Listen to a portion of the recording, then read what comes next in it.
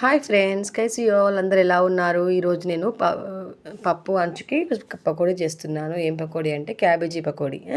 ఇది సింపుల్గా ఉంటుంది. ఎలా ఉంటుందంటే సింపుల్ రెసిపీ.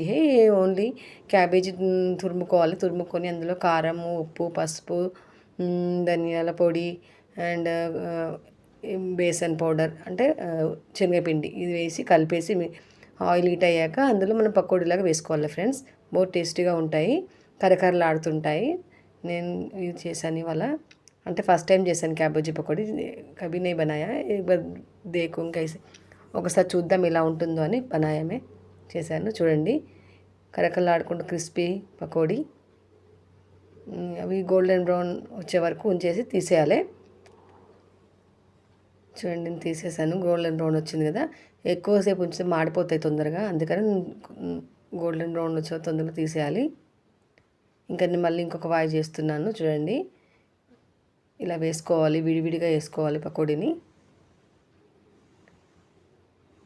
ఇలా పచ్చిమిరపకాయలు కూడా వేసుకోవాలి ఫ్రెండ్స్. हरी मिर्ची भी डालना है, हरी मिर्ची, बेसन पाउडर, धनिया पत्ता, धनिया पाउडर, लाल मिर्ची पाउडर मिक्स करना है. ऐसे डाल के हो जाएगा फ्रेंड्स, ऐसे बनाना है.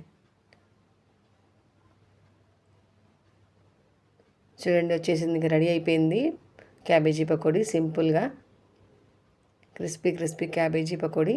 आप भी ట్రై करना ఫ్రెండ్స్, మీరు కూడా ట్రై చేయండి ఎలా ఉంటుందో. చూడండి, మాకు టేస్టీగా ఉంది.